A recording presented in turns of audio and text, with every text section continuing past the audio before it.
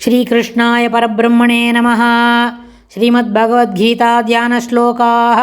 नमोऽस्तु ते व्यासविशालबुद्धे पुल्लारविन्दायतपत्रनेत्र येन त्वया भारततैलपूर्णः प्रज्वालितो ज्ञानमयप्रदीपः प्रपन्नपारिजाताय स्तोत्रवेत्रैकपाणये ज्ञानमुद्राय कृष्णाय गीतामृतदुहे नमः। सर्वोपनिषदो गावो दोक्ता गोपालनन्दनः पार्थो वत्सत्सुधीर्भोक्ता दुक्तं गीतामृतं महत्। वसुदेवसुतं देवं कंसचाणूरमर्दनं देवकी परमानन्दं कृष्णं वन्दे जगद्गुरुम्। அடுத்தது 17வது அத்தியாயத்தில் 8வது ஸ்லோகம். ஆயுஹு சத்வபலா ஆரோக்கிய சுகப்ரீதி விவர்தனாः ரஸ்யாः ஸ்னிக்தா ஸ்திராஹ்ருத்ய ஆஹாரா சாத்விகப்ரியாः. ஆயுஹு சத்வபலாரோக்கிய சுகப்ரீதி விவர்தனாः ரஸ்யாः ஸ்னிக்தா ஸ்திராஹ்ருத்ய ஆஹாரா சாத்விகப்ரியாः. சென்ற ஸ்லோகத்துலேருந்து சொன்னார் யார் யாருக்கு எது போல் ஆகாரம் பிடிக்கும், அதுக்கு தகுந்த மாதிரி அவளுக்கு சாத்விக குணம் மேலோங்கி இருக்குமா ராஜச குணம் மேலோங்கி இருக்குமான்னு சொன்னார் இல்லையா. அதனால் இந்த அடுத்த ஸ்லோகத்தில் சொல்கிறார் ஆயுஹு சத்வபல ஆரோக்கிய சுகப்ரீதி விவர்தனாக.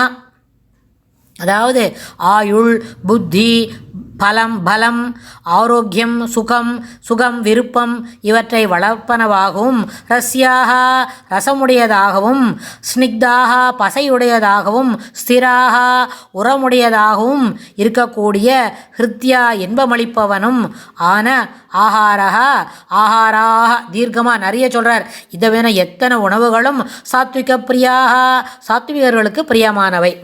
சாத்விகர்கள் எப்படி சொன்னார் முதல் ஸ்லோகத்தில், அங்கே 3வது ஸ்லோகத்தில் சொல்லும்பொழுது சத்வானுரூபா அவருடைய உள்ளத்திற்கு தக்கபடி அவருடைய ஸ்ரத்தைகள் அமைந்திருக்கும்.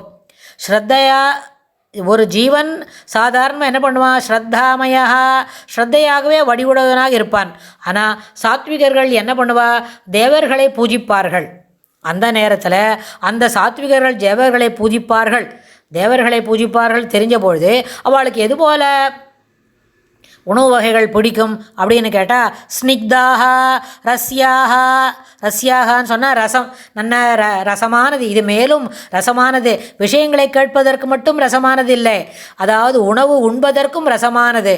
அதுக்கப்புறம் பசையுடையது, ஸ்னிக்தாக ஸ்திராக உரமுடையது, நல்ல எனர்ஜி கொடுக்கணும், அப்புறம் சுவையாக இருக்கணும், அதே சமயத்தில் உரமுடையதாகவும் இருக்க வேண்டும். அதுபோலவும் அப்புறம் ஹிருத்தியாக சாப்பிட்ட உடனே ரொம்ப சந்தோஷம், ஆஹா சூப்பராக இருக்கேன், நான் ரொம்ப நல்லா இருக்கேன் அப்படின்னு சொல்கிறோமே, அதுபோல் சுவை, அதாவது 6 விதமான சுவைகளுக்கும் போதுமான அளவுக்கு அதில் ஈடுபாடு இருக்கணும். அந்த ஈடுபாடு எப்படி, ஈடுபாடுன்ற வார்த்தை அந்த பண்ணின பதார்த்தத்துக்கு எல்லா விதமான சுவைகளும் அதில் ஒரே சேர சிறப்பாக இருக்க வேண்டும்.